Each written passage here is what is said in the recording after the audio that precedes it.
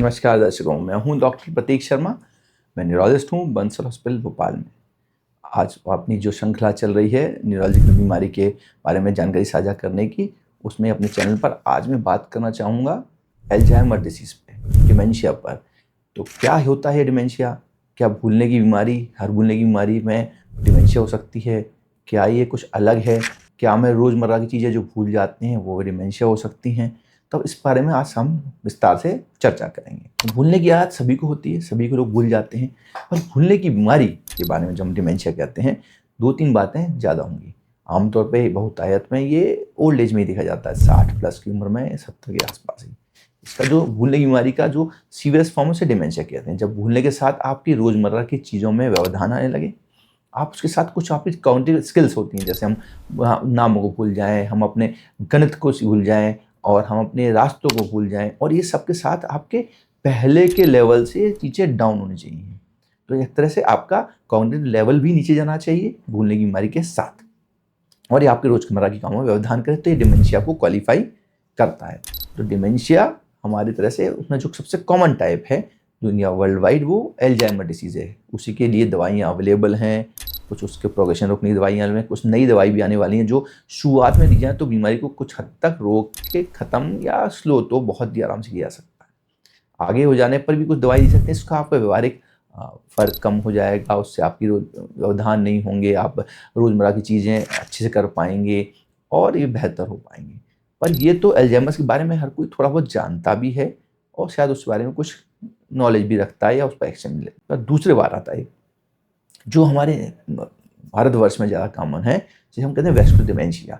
दिमाग के अंदर आपको BP, sugar, cholesterol, smoking, alcohol, India में खासकर जो स्मोकिंग है, बीड़ी स्मोकिंग के कारण छोटे छोटे क्लॉट इकट्ठे हो जाते हैं, कहते हैं स्मॉल वेसल डिसीज।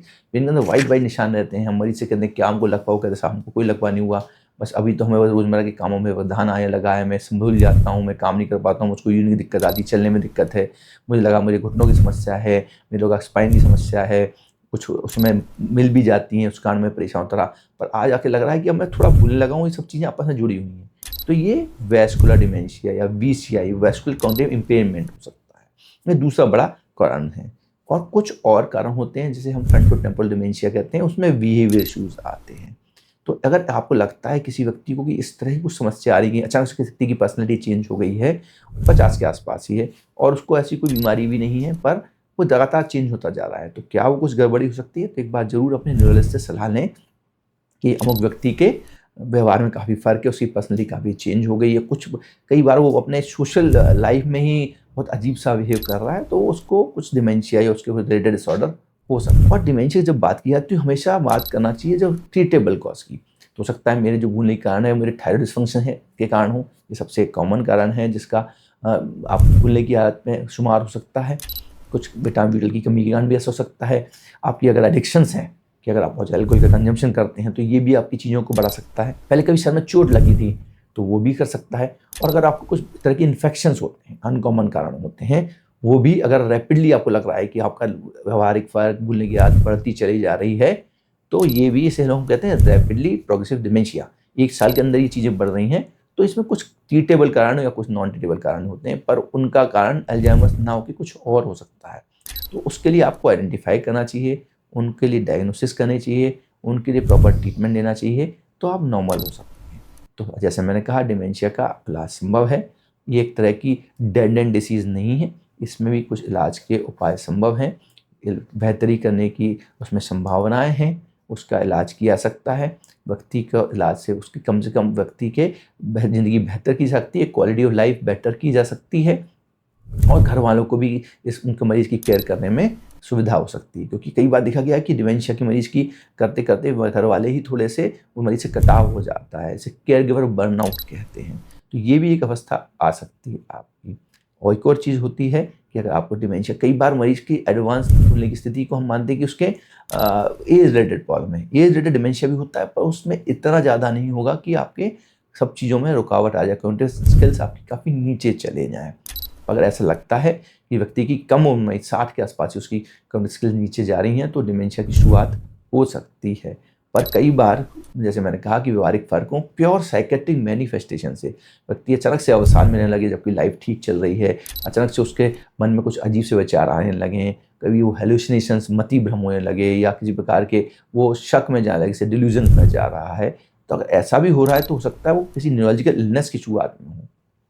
कई बार साइकेट्रिक मैनिफेस्टेशन भी होते हैं उस न्यूरोलॉजिकल इलनेस के। तो अगर अचानक से किसी व्यक्ति के लाइफ में कुछ गड़बड़ी ना होते हुए भी कुछ अगर वो अवसाद से ग्रसित हो रहा है, वो किसी तरह के हेलुसिनेशंस में जा रहा है, किसी प्रकार के डिल्यूजन में जा रहा है, लगातार पर्सनली चेंज हो रहा है, तो हो सकता है उसको किसी और बीमारी जो न्यूरोलॉजिकल इलनेस होती है वो हो सकती है। एक पुराना काफ़ी वर्ड है, इसे कहते हैं हम ऑर्गेनिक ब्रेन सिंड्रोम। तो अगर किसी व्यक्ति को अचानक से कुछ साइकेट्रिक इलनेस डेवलप हो गई तो हो सकता है उसके ब्रेन की गड़बड़ी के कारण हो, ना कि वो एक तरह के साइकेट्रिक इलनेस हो प्योरली।